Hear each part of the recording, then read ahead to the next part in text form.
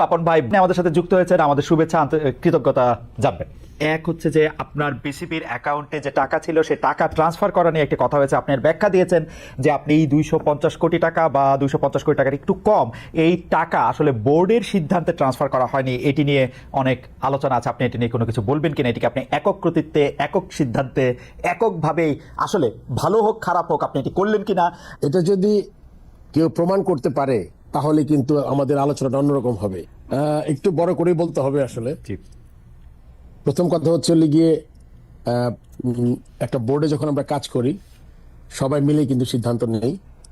আমরা যখন এই জুলাই আগস্ট আপরাইজিং এর পরে যখন নতুন দেশ পেলাম তখন কিন্তু আপনি জানেন যে 5 তারিখে 8 তারিখে গভর্নমেন্ট ফর্মের পরে আমি 21 তারিখে দায়িত্ব গ্রহণ করি। আপনারা জানেন যে আমাদের তখন দেশের অনেকগুলো ব্যাংক রেড জোন, আমরা জানি যে ব্যাংক খালি হয়ে গেছে বিগত গভর্নমেন্টের কাছ থেকে। প্রায় অনেক ব্যাংকে টাকা নেই। ওই দুশ্চিন্তা থেকে আমরা প্রথম থেকেই, জিনিসটা আমার মাথায় এসছে প্রথম, কিন্তু এর মাঝখানে আমাদের আরো ডিরেক্টররা সতর্ক করেছে যে আসলে বাংলাদেশ ব্যাংকের রেটিং এসছে, এখানে টাকা নেই, এখান থেকে সরাতে হবে, দিতে হবে। সেখানে কিন্তু ওই কথাটা আর টিকে না যে আপনি একক সিদ্ধান্ত হয়েছে। এখানে দুটো জিনিস খুব ইম্পর্টেন্ট, আপনাদের সবাইকে বুঝতে হবে। প্রথম, আমি চিন্তা করেছি অ্যাজ এ বোর্ড প্রেসিডেন্ট, কেননা সবার দায়ভার আছে আমাদের, কিন্তু প্রথম দায়ভার কিন্তু আপনার কর্তা ব্যক্তি যিনি হেড অফ দ্য অর্গানাইজেশন। সেক্ষেত্রে আমার মাথায় চিন্তাটা এসছে এবং আমার বোর্ডের বিভিন্ন মানুষ থেকে পরামর্শ পেয়েছি আমি। এটা কোনো বোর্ড মিটিং এ না, এটা হলো গিয়ে বিভিন্ন ভাবে যে আমরা যখন ঢুকেছি কি কি করতে পারি। প্রথম মাথায় যেটা এসছে সেটা হচ্ছে আমাদের অন্য বোর্ড ডিরেক্টরদের মতোই আমারও, যে আমাদের প্রথম টাকাটাকে সিকিউর করতে হবে। আমরা জানি বেশ কিছু ব্যাংকে তখন তারল্য সংকটে ভুগছে এবং নাই বললে চলবে। তখন আমরা ডিসাইড করলাম যে টাকাটা আমরা প্রথম আপনার ইন্টারেস্ট রেট না, প্রথম টাকাটা হলো গিয়ে একটা রেড জোন থেকে ইয়েলো বা গ্রিন জোনে যাই, প্রথম চিন্তা। তারপরে চিন্তা আসলো আমার মাথায় যখন দেখলাম ওখানে ইন্টারেস্ট রেটও বেশ কম, 8 থেকে 9, 7.5 আছে, সরকারি ব্যাংকও আছে ওখানে। সো ওই ভয় থেকে আমরা চিন্তা করলাম যে আমাদের ব্যাংকের টাকাগুলো আগে নিয়ে যাই, তারপর আমরা রেটের ব্যাপারে আসলাম যে ইন্টারেস্ট রেট যদি বেশি পাওয়া যায় তাহলে আমাদের বোর্ডের আপনার ইনকাম বাড়বে। থার্ড যেটা চিন্তা করেছি, যেটা আমার আগের যারা বোর্ডে ছিলেন, যদি আগের বোর্ডের মানে এখন আমি আগের বোর্ড নিয়ে কাজ করছি, 9 জন 8 জন আগের বোর্ডের আর 15 জন দেশ থেকে চলে গেছেন। তারা যখন যে কাজটা করেছেন তাদের থেকে আমি তখন মনে করেছিলাম যে যদি ইন্টারেস্ট রেটটা বেটার হয়, তারা ব্যাংকে আমরা টাকা রাখবো শুধু ইন্টারেস্ট রেট দেখে না, তাদের থেকে আমাদের ব্যাংকে স্পন্সরশিপ। কারণ আপনি জানেন ইনফ্রাস্ট্রাকচার ডেভেলপমেন্টে you need sponsors, which is a very integral part of the board. তখন চিন্তা করলাম তার সাথে স্পন্সরশিপে যোগ করলাম যে আমি যাকে টাকা দিব ইন্টারেস্ট রেট বাড়বে, বেস্ট ইন্টারেস্ট রেটে দিব, তারপর আবার আপনার স্পন্সর নিব। এখন আমি একটা জিনিস সবার কাছে এই কোয়েশ্চেনটা করতে চাই, ব্যাংকের প্রথম হলো কি রেড থেকে ইয়েলো অ্যান্ড গ্রিন, ব্যাংকে গেলাম, তারপরে বেস্ট ইন্টারেস্ট রেট পেলাম, অন টপ অফ দ্যাট 8 কোটি 10 কোটি টাকা স্পন্সর নিলাম। এরপরে আর কোনো মার্জিন থাকে কিনা আমার কোনো জানা নাই আসলে। অ্যান্ড আপনার কোশ্চেন দিয়ে স্ট্রেট করি, একটা মানুষ তো মিলাবে যে একটা মানুষ তার career as a cricketer, as a selector, একটা মানুষ কিন্তু হঠাৎ করে আপনি বুঝতে পারবেন না এটা মানুষ কেমন। তো সেই দিকে বিবেচনা করলে আপনার ওখানে কোনো আর্থিক লেনদেন কোনো প্রশ্নই ওঠে না, ওখানে কোনো মার্জিনও ছিল না। বরং আগে যেভাবে ছিল সেখানে আপনার ওখানে মার্জিনটা বেশি ছিল। যখন 8.5 থেকে আপনি 11.5 12 যাবেন ইন্টারেস্ট রেট, তার সাথে স্পন্সরশিপ যোগ হলে, এবং অন টপ অফ দ্যাট আমি এটাও চেয়েছি যে তারা আমাদের ইনফ্রাস্ট্রাকচার ডেভেলপমেন্টও আসবেন, লাইক প্রতিশ্রুতি পেয়েছি আমি প্রায় 25-30 কোটি টাকা। সো দিস ইজ এটা মানে in a nutshell that the reason. And সবাই বোর্ডের জানতো, এবং সিগনেটারি আপনি জানেন যে আমি সিগনেটারিটাও আমি নিইনি বোর্ড প্রেসিডেন্ট হওয়ার পরে। এটা একটা কথা আসে যে সিগনেটারি পরে হয়েছে। আসলে প্রথম আমার মিটিং যেদিন আমি প্রেসিডেন্ট হলাম ওই রেজুলেশনে 21 তারিখে আমাদের একজন বোর্ড ডিরেক্টর দেশ থেকে চলে গেছেন, তার জায়গায় আমরা আরেকজনকে ডিরেক্টরকে আমরা সিগনেচার করেছি, যেটা আমার হাতে নেই। তারাই এখনো সব চেক সই করছেন, সবকিছুতে সই করছেন। না, সো ফারুক ভাই, আমি মনে হয় এর এইখানে চেয়ে বেশি আর কিছু এক্সপ্লেইন ফারুক ভাই, করতে পারবো না। না আপনি এটা চিঠি দিয়েও জানিয়েছেন, কিন্তু আসলে আমরা একটু কনফিউজ হই কখন আমরা দেখেছি যে এখানে সিগনেচার ছিল ফাইন্যান্স কমিটির প্রধান জনাব ফাহিম সিনার, আমি যদি ভুল না হয়ে থাকে, এবং পরিচালক মাহবুবুল্লাহ নামের। তো তারা আপনার ছিল না, সেটি আপনি ঠিকই বলেছেন, কিন্তু তারা বলছেন সিদ্ধান্তটি বোর্ড সভায় নেওয়া হয়নি, আপনার সিদ্ধান্তে তারা সিদ্ধান্ত দিয়েছেন। ব্যাপারটা কি ঠিক আসলে? এরকম করে বোর্ড সভায় যে নিতে হবে জিনিসটা আসলে এরকম না। কেননা কিছু কিছু আপনার জিনিস থাকে যখন আপনি ইনফর্মালি আলাপ করে নেন, এখন যখন সবাই যখন অনেক কনসার্ন, যখন ওই বোর্ড সভা 1 মাস 2 মাস পরে হবে, তারপর আপনি সিদ্ধান্ত নেবেন, তখন ব্যাংকে যখন আপনি টাকা আনতে যাবেন সিদ্ধান্তের পরে কোনো টাকা থাকবে না। সো ওই সময়টা ছিল না, কিন্তু ইনফর্মালি প্রতিটা বোর্ড ডিরেক্টর জানতেন। এখন তারা যদি কিছু বলে থাকেন এটার বাইরে অন্য কিছু, এটাতে আসলে আমার কোনো কমেন্ট করার কিছু নাই। বাট এবং এই কনসার্নটা তাদেরও ছিল যে হ্যাঁ, it is a very good idea, I think we should go to better banks with green and yellow জোনে ফ্রম রেড জোন ব্যাংকস। এই ব্যাপারে আপনার কাছ থেকে একটু জানতে চাই যে অক্টোবরে ইলেকশন আছে বিসিবির, সেই ইলেকশনের সময় এই যে ডিরেক্টর, মানে আপনি আগেই বলেছেন যে গত বোর্ডের ডিরেক্টরদের নিয়ে আপনি কাজ করতেছেন, তো এই ইলেকশনের সামনে রেখে কি একটা গ্রুপ আরেকটা গ্রুপ ঘরের ভিতরে নানা ধরনের মশারি এরকম তৈরি হইতেছে কিনা ফারুক ভাই? বা আপনিও আসলে যেহেতু, মানে আমরা জানি, যদ্দূর জানি আর কি, আপনি নিজেও আসলে এই ইলেকশনে প্রতিদ্বন্দ্বিতা করবেন হয়তো, তো সেইটা একটা প্রভাব বিস্তার করতেছে কিনা গ্রুপ? আসলে মহিউদ্দিন, আপনি যদি দেখেন এই বোর্ডটা কি, এই বোর্ডটা হলো গিয়ে এখানে মাত্র আউট অফ 25 ডিরেক্টরস, আমি অ্যাজ এ বোর্ড প্রেসিডেন্ট, আমার সাথে নাজমুল আবেদিন ফাহিম বলে একজন আছেন, জি। যারা সিলেক্টেড হয়েছেন এনএসসি থেকে।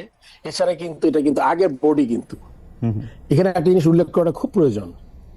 আগের বোর্ড মিনিং যে বোর্ডটা 3 বছর আগে হয়েছে, সেই বোর্ডের সব সদস্য, সব এমপ্লয়ি, আমার 160 এর মতো এমপ্লয়ি আছে, 200 ওভারঅল বোধহয় 200 কত এমপ্লয়ি আছে, এরা সব আগের বোর্ডের। নতুন আমি যখন ঢুকেছি, আমাদের এখানে আসলে এই আচরণবিধি, চাকরি বিধি, এইচআর পলিসি খুব স্ট্রং না। যেভাবে আগে রিক্রুটমেন্ট হতো, সেই রিক্রুটমেন্টে আমি যে বোর্ডে ঢুকে খুব মানুষ নিতে পেরেছি এটাও না। কোনো নতুন মানুষ খুব বেশি হলে হাতে গোনা 3 থেকে 4 জন 8 মাসে হয়তো বা অ্যাপয়েন্টমেন্ট পেয়েছে। সো বোর্ড যদি আপনার পুরোটা আগেরই হয়, আমি এটা পাশে রাখছি যে সে কি, আপনি জানেন তো আগের বোর্ড মানে যারা চলে গেছেন তাদের সাথে যারা কাজ করেছে, যারা দেশ ত্যাগ করেননি, তাদের সাথে কিন্তু আমি কাজ করছি। আপনি যদি বলেন যে গ্রুপ, আমি কিন্তু একটা গ্রুপ, মানে ইনফ্যাক্ট আমার সাথে আরেকজন আছেন, আমাদের 2 জন কিন্তু নতুন, আর the whole set up is the same. আমি কারো চাকরি নেইনি, কেউ টার্মিনেট হয়নি, একটা বা 2টা ছেলেকে সাসপেন্ড একটা নোটিশ করেছি, খুব সম্ভবত একটা ছেলেকে টার্মিনেশনের একটা নোটিশ করা হয়েছে। এটাতে একটা পিরিয়ড থাকে 3-4 মাসের। সো আপনি যদি মনে করেন যে এসেই সবাইকে 30-40 জনকে চাকরি টার্মিনেট করেছি, সাসপেন্ড করেছি, এরকম কিছু করি নাই। আরেকটি বিষয়, যে বিষয়টি আপনার বিরুদ্ধে একটা বড় অভিযোগ, এই অভিযোগটা তুলছেন সাংবাদিক জুলকারনাইন সাহের, আরো অনেকে, যে কোনো একজন জনাব এস এম রানা, যিনি একজন অভিযুক্ত, তাকে আসলে বিসিবির অফিসিয়াল হিসেবে দেখিয়ে 2 রাত রাখা হয়েছে, যার খরচ গ্রহণ করছে বাংলাদেশ ক্রিকেট বোর্ড, একই ব্যক্তির বিমানের টিকিটও দিছে বিসিবি, এবং এই জনাব এস এম রানা তিনি অভিযুক্ত এবং একজন পলাতক, একজন আপনার সাথে এক ধরনের সখ্য আছে তার, এবং কেউ কেউ বলছেন আপনি যেহেতু নারায়ণগঞ্জে ব্যবসা করেন অনেকদিন আগের থেকে, আপনার সাথে সখ্য আছে আওয়ামী লীগের সাবেক সংসদ সদস্য জনাব শামীম ওসমানের, তার আত্মীয় স্বজনের, এবং এই এস এম রানার ব্যাপারটা যদি একটু বলতেন ফারুক ভাই। আসলে খালেদ, এস এম রানার ব্যাপারটা বলতে হবে এভাবে, আপনি একটু আগে উল্লেখ করেছেন নারায়ণগঞ্জের। জি। আমি নারায়ণগঞ্জে, আপনি জানেন যে আমার বাবার ব্যবসা সব নারায়ণগঞ্জে, আমার বাবা পাটের ব্যবসা করতো। এই এস এম রানা ছেলেটা আসলে, তার শীতলক্ষা বলে একটা ক্লাব আছে, সে নারায়ণগঞ্জ ডিএস এর সদস্য ছিল, সে নারায়ণগঞ্জ ক্লাবের ভাইস প্রেসিডেন্ট ছিল। আমার বাবা যেহেতু পাটের ব্যবসা করতেন, আমাদের শীতলক্ষাতে বেশ কিছু জমি ছিল, যখন গোডাউন ছিল পাটের। শীতলক্ষা থেকে এই রানা শীতলক্ষা ভাবে পরিচয় হয়ে সে আমার জমিটা বেচা কেনাতে হেল্প করেছে তখন। So, Okay. আপনি এটা একটা তার সাথে আমার পরিচয়ের কথা বললাম, এবং ডে বাই ডে ও টিম চালাতো, নিজে ক্রিকেটার ছিল, এভাবে পরিচয়। এখন শামীম ওসমানের সাথে নারায়ণগঞ্জের এমপি ছিলেন সে, তার সাথে আমি ফর্মার ক্যাপ্টেন, চিফ সিলেক্টর, আমি নারায়ণগঞ্জ ক্লাবের মেম্বার, তার সাথে যে আমার কখনো দেখা হয়নি এটা বললে তো ভুল কথা হবে, আমি তাকে দেখেছি। কিন্তু আপনার সখ্যতা, তার সাথে সম্পর্ক, এগুলো কখনোই ছিল না। আর আমার জানা মতে রানার কোনো পলিটিক্যাল অ্যাফিলিয়েশন নাই, ওকে, সে কোনো দলের সদস্য না, কোনো কাউন্সিলর না, আমার জানা মতে। তারপর আপনি বলেছেন আমার সাথে সে গেছে। এখন আমি আপনাকে যে কথা এইভাবে বলি, রানা কিন্তু আমার সাথে আরেকটা জায়গায় গেছে। সে সিলেটে গেছে বিপিএল এ, ওই ছবি কিছু হয়তো আপনি দেখতে পেয়েছেন বা সংবাদ মাধ্যমে আমি ঢাকায় দেখেছি। সিলেটে কিন্তু তার কোনো বিল নেই। চিটং এর ব্যাপারে এটা আসলে কোনো ভুল হয়েছে, আই এম শিওর, বিকজ আমার এরকম পরিচিত, কারণ সে তো কোনো কমিটিতে নাই। যদি সে ক্রিকেট কমিটিতে থাকে বা কোনো কমিটিতে থাকে, তাহলে কিন্তু সে প্রেসিডেন্টের সাথে সফর সঙ্গী হতেই পারে। যেমন আমি টেস্ট খেলতে দেখতে যাব, আমার লজিস্টিক্স, আমার এক্সিকিউটিভ, আমার ডিরেক্টরদের যেতে পারবেই, সে এরকম যেতে পারে, কিন্তু সে কিন্তু কমিটি না। সে আমার সাথে গেছে খেলা দেখতে, এন্ড ওই 2 রাত এন্ড প্লেনের ভাড়া এটা আমার চেক করতে হবে, বাট যদি এটা হয়েও থাকে ইট ওয়াজ জাস্ট এ মিস্টেক। কেননা তাহলে হতো কি, এর মধ্যে তো আপনাকে বললাম অনেকগুলা খেলা হয়েছে, বিপিএল এর খেলা 3-4টা ভেন্যুতে হয়েছে, 3টা ভেন্যুতে হয়েছে। তারপরে আপনার যেটা কথা এসছে, আমার মনে হয় এটা সাউথ আফ্রিকার কোনো ম্যাচের হবে, কিন্তু তারাই কিন্তু বিপিএল এর খেলা সে দেখতে গিয়ে তারপরে আপনার ওই ওই বিলটা হয়তো মিসপ্লেসড হয়েছে। তো ওইটা যদি এরকম হয়, তাহলে ওইটা যদি মিস্টেক হয়, তাহলে ডেফিনেটলি মানে if run is not around, then আমার পয়সাটা দিতে হবে। না, ইন্টারেস্টিং ব্যাপার হচ্ছে যে আপনি মানে আপনার সাথে সংশ্লিষ্টতা জনাব রানার সাথে বলে এরকম করা হচ্ছে যে আপনি আসলে তাকে দেশ থেকে চলে যেতে বা অন্যভাবে সাহায্য করতেছেন বা অন্যভাবে কি স্টেপ কিছু নিতেছেন। এই টাকা বা 2 রাত 1 রাত থাকাটাই আসলে মুখ্য ব্যাপার না, তাকে আপনি মানে উনি আইনের চোখে ধুলা দিচ্ছেন। অভিযোগটা হচ্ছে আপনি তাতে সাহায্য করছেন বড় একটা চেয়ারে বসে। এটা এটা যদি কেউ প্রমাণ করতে পারে হ্যাঁ, আমি কাউকে একটা ফোন করেছি রানার ব্যাপারে, তাহলে কিন্তু আমাদের আলোচনাটা অন্যরকম হবে। আচ্ছা, আমি কোনো এসপি, ডিসি, নারায়ণগঞ্জের এনি পিবিআই, যারা যারা সংশ্লিষ্ট যারা আছেন আইন শৃঙ্খলা রক্ষাকারী, তাদের যদি কোথাও কোনো সম্পৃক্ততা পাওয়া যায়, বরং এটা একটা উল্টো, মানে রানার সাথে আমাকে মিশিয়ে এটা একটা স্টোরি করা হচ্ছে, যেটাকে আমাকে ডিমিন করা হচ্ছে। আচ্ছা, ব্যাপারটাকে বুঝাতে পেরেছি আমরা? আমার মনে হয় যে মোটামুটি এই ব্যাপারটা আমি বুঝতে পেরেছি, দর্শকরাও নিশ্চয়ই আপনার ভাষাটা শুনেছেন। আমি আবার একটু বোর্ডে ফিরতে আসি। কেউ কেউ একটা কথা বলতেছে, নামটা আমি না বললাম, কিন্তু কথাটা হচ্ছে অনেকটা এরকম, আগে যেমন বোর্ড মানে ছিল হচ্ছে আবাহনীর একটু দাপট, চোখ রাঙানো, এখন দাপটটা হয়ে গেছে মোহামেডানের, এবং এই চোখ রাঙানোটা নানা জায়গায় মানে এটা সংক্রামিত হচ্ছে। আপনি আসলে এই ব্যাপারটা নিয়ে অনেক কিছু করতে পারতেছেন না, মানে আসলেই কি এখন আগে যেমন বোর্ড বলতে আবাহনী, আমি খুলেই বলি, বোর্ড বলতে আবাহনী, বোর্ড বলতে বেক্সিমকো, বোর্ড বলতে পাপন ভাই, যদিও উনি প্রেসিডেন্ট ছিলেন, বোর্ড বলতে সালমান এফ রহমান, এরকম ছিল।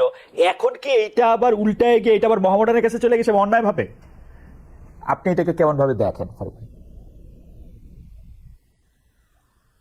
এটা আমার মনে হয় আসলে কিছু কোয়েশ্চেন অ্যান্সার করতে হয় কি, হ্যাঁ, আমরা খুব তাড়াতাড়ি কনক্লুশনে চলে আসি।